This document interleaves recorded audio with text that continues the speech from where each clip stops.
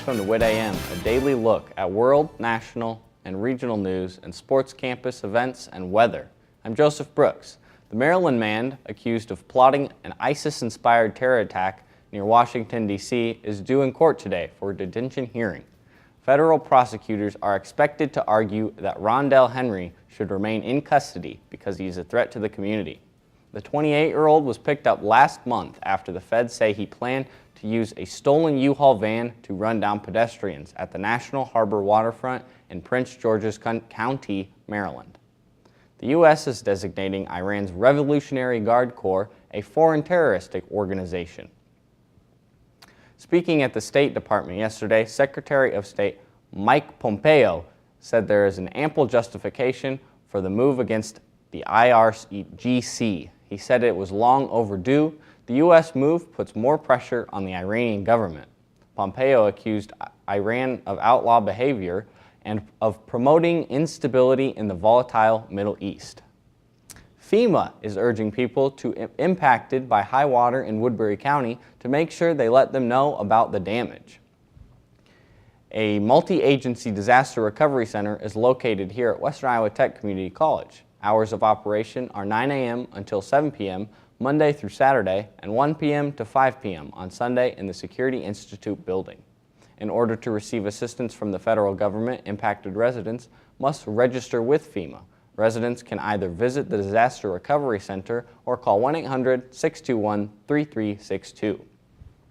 Sioux City police say they used a taser to disable a 27-year-old man who was holding a knife to a woman's throat Monday morning. Skylar Peterson had initially refused to let the woman go. Her name has not been released and she suffered only minor injuries.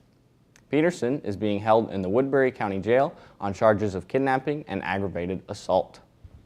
We'll be right back with a look at your WIT TV weather and entertainment news.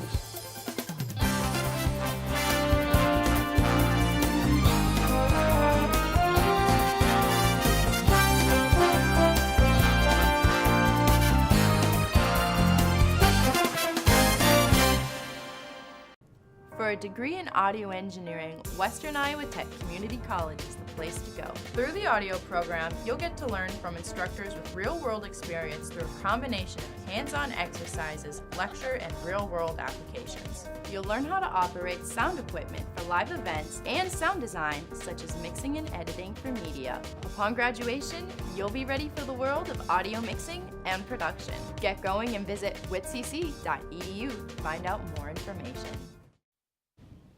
Welcome back. In entertainment news today, the film Mortal Engines is at the top of Deadline's new list of the biggest box office bombs of last year.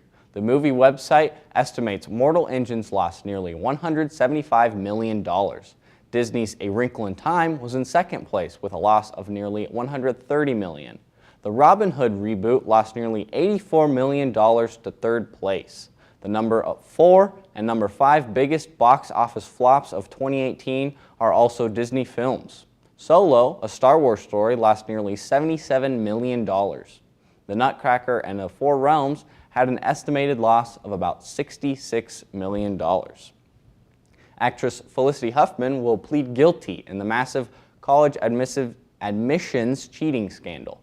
The Massachusetts Department of Justice announced yesterday Huffman, along with 13 other parents and one college coach, have agreed to plead guilty.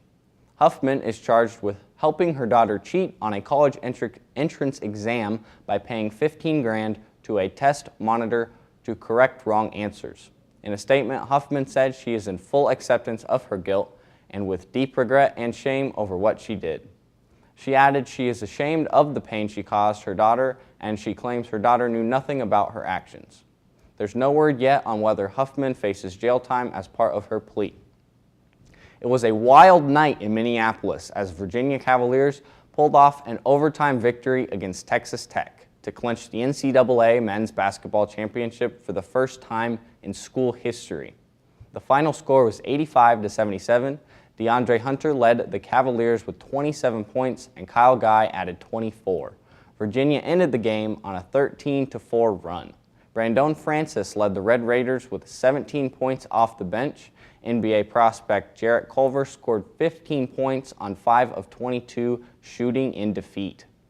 Texas Tech has still never won a men's national title. On this day in 1865, Confederate General Robert E. Lee surrendered, ending the Civil War. Lee was facing certain defeat with supplies running low and desertions rampant. By the time he surrendered, his 28,000 troops, Union soldiers led by Ulysses S. Grant, had the Confederates surrounded. Taking a look at today's weather, there is a light chance of rain between 9 a.m. and 11 a.m. You can expect some clouds and a high near 63 degrees. The chance of precipitation is 20%. Tonight, rain is likely with thunderstorms also possible after 4 a.m. The low will be around 41 with gusts as high as 30 miles per hour. The chance of precipitation is 70%. New rainfall amounts are projected to be between 1/10 and 1/4 of an inch, except higher amounts possible in thunderstorms. And tomorrow, a chance of rain and thunderstorms before 1 p.m. with a possible thunderstorm after 4 p.m. The high will be near 43 degrees with gusts as high as 40 miles per hour. The chance of precipitation is 60%. Thanks for joining us. Be sure to like, share, and subscribe to our YouTube page. I'm Joseph Brooks. We'll see you tomorrow.